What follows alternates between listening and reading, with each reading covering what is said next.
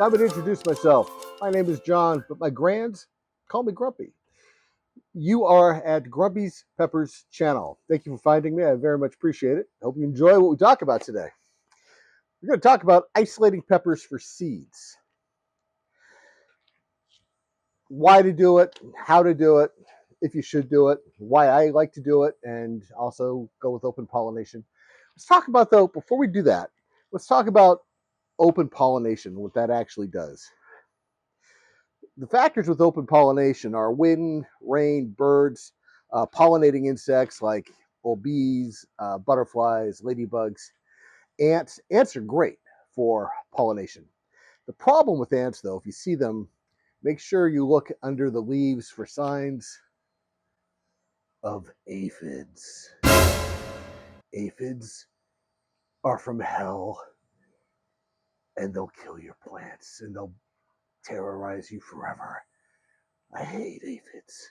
I want aphids to die. I want aphids to die an ugly, horrible death. I hate aphids. We'll talk about aphids another time. Okay, I'm back.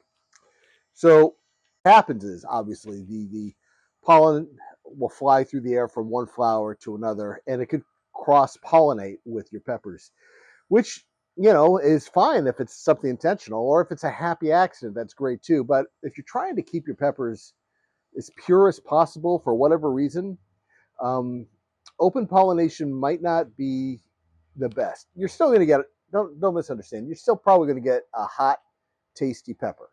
Okay. I like, isolating some pepper seeds, not all of them, but some of the seeds, because if I have a plant, for instance, that has shown some unbelievable resilience.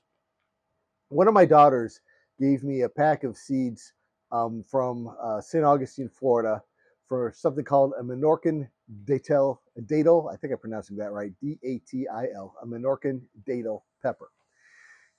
Out of all of the seeds, and there was about a dozen in the packet, one successfully germinated, and it is a good-sized plant right now, and it's got a couple of peppers on it. It has taken a lot of love and care on my part to get this to happen. But I have to give credit to the plant too, because the plant was a fighter, and because of that, I decided to try to isolate some peppers, at least one pepper on there, because it's a fighting plant. So that's important to consider when you're isolating. You don't necessarily want to isolate a plant that is weak and didn't produce a lot, and the peppers didn't taste great. You want to stick with the peppers that really did taste very good, and you want to stick with the plants that are strong and show the fighter instinct.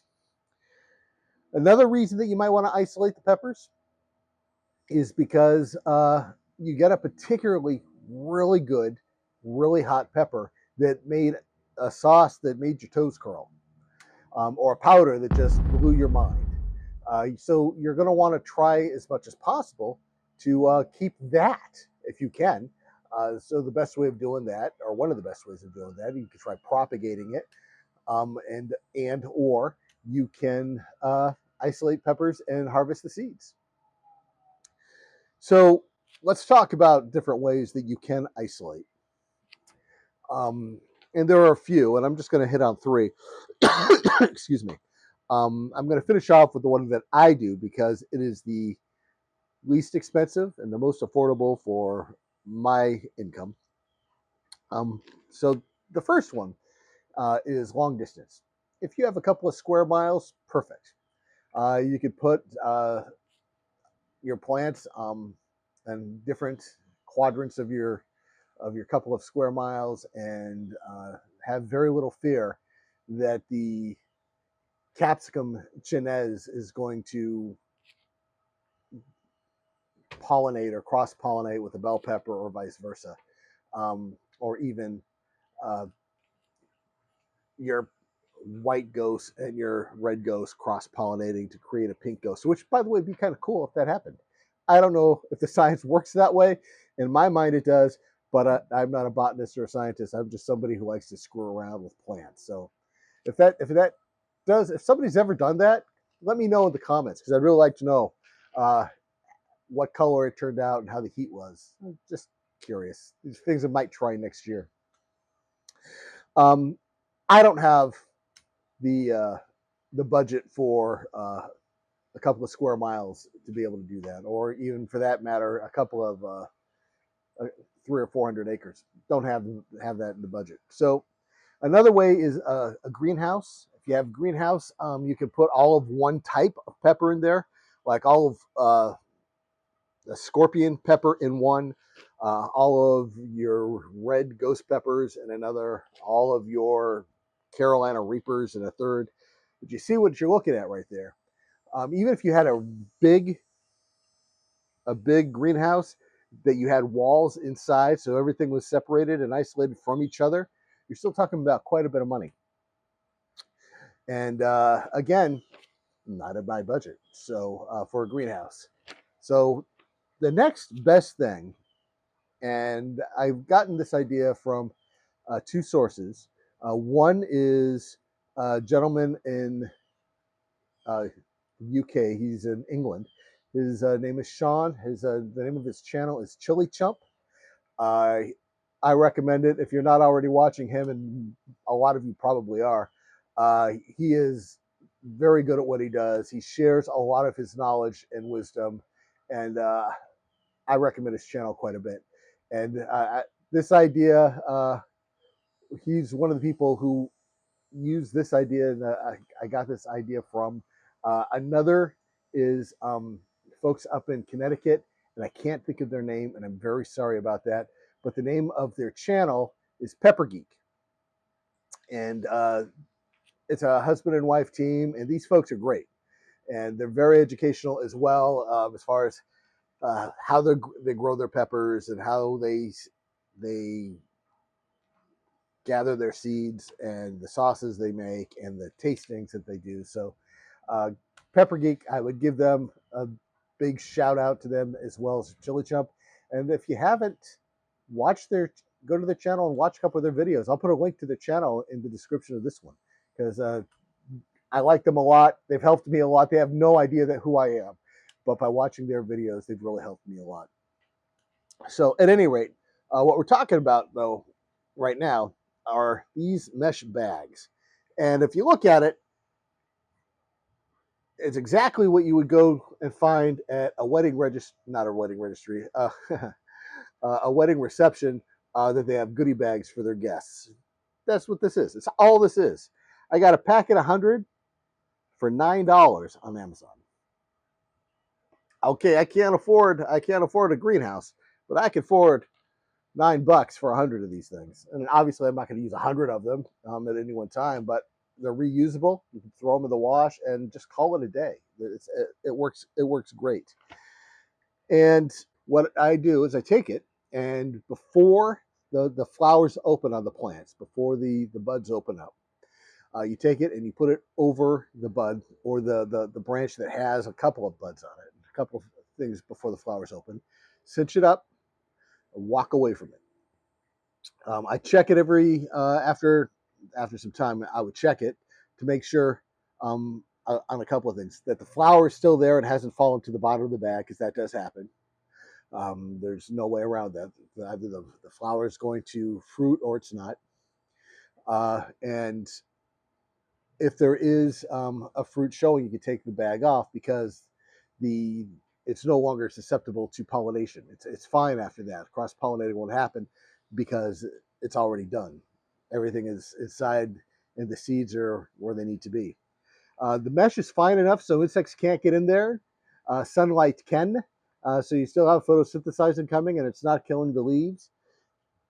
It works. It works well. Once the pepper is there, you can take the bag off. I take a piece of jute twine and I tie it around the branch that holds the pepper. So I know when the time comes after it ripens that one, the seeds are isolated and I can use that. I still eat the pepper, but I'll take the seeds out and set those aside to dry so I can use them next season. Now, it's important when you do harvest seeds to make sure you are harvesting seeds from ripe peppers.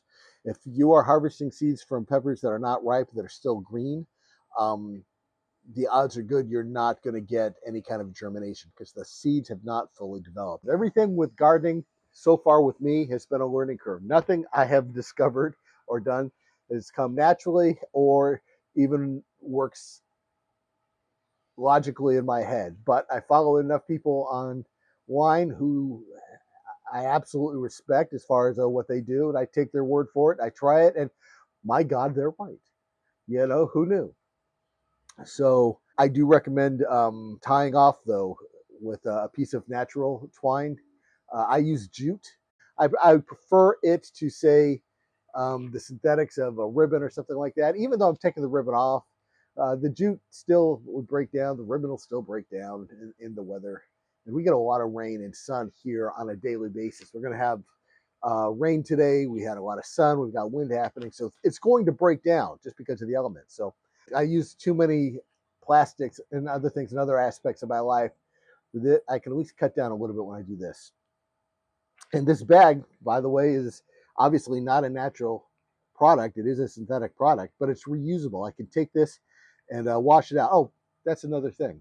When you are done with the bag, turn it inside out, shake the heck out of it, and after you have a few of them, put it on your washing machine under a gentle cycle, let them air dry, and then you can reuse them without the pollen that was in there. Yeah, it's best to wash them out so you don't have that pollen in there because you might just do what you're trying to avoid to do by accident. Somehow cross pollination might happen because I didn't get the old pollen out. So make sure you wash it and dry it and then use it. Um, to me, that just makes sense. And there's that. So this is a Thai hot pepper that I've got. Now, I have isolated the seeds. I've harvested the seeds after the pepper was ripe. And so I have that. My Thai hot pepper gave me a lot of peppers. Gave me some very good peppers with some very good heat. The thing I also did with that, though, is I wanted to try propagating it because I'm curious about propagation. It's a great plant. It's one of the best ones that I've had. And I said, well, let's see if I can clone it. So I actually did. I propagated the plant. And the current propagation is a plant in and of itself now. It's got a lot of leaves on it.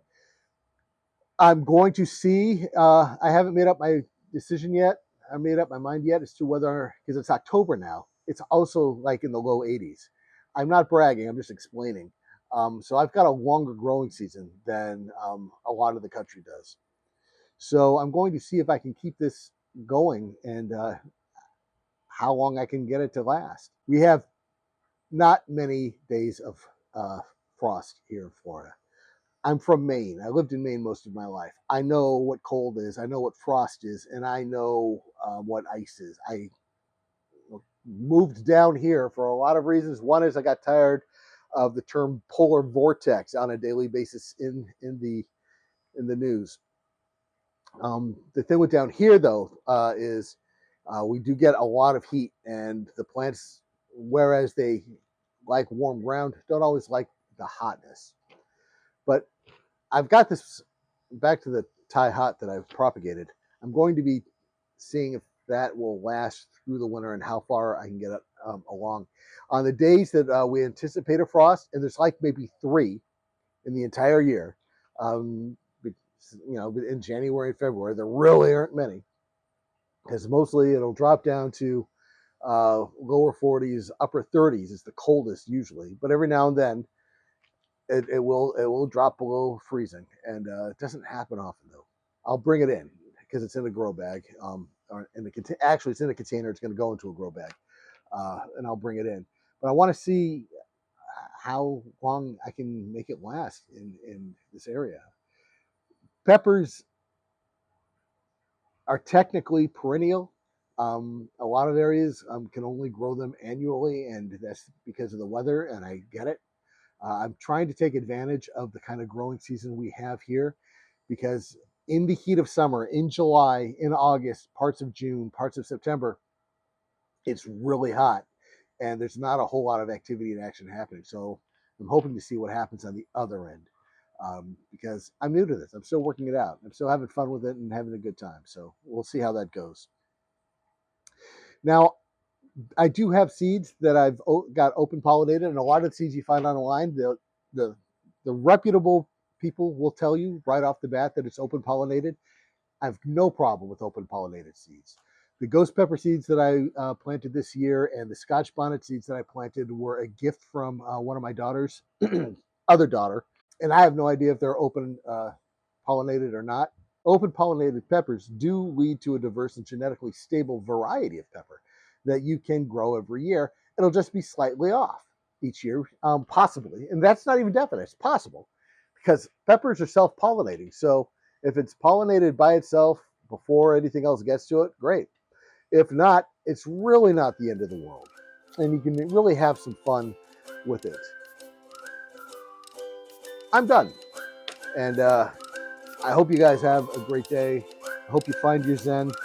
And until next time, my voice is on its way out. See ya. Bye. Ciao. Aphids are from hell. I hate aphids.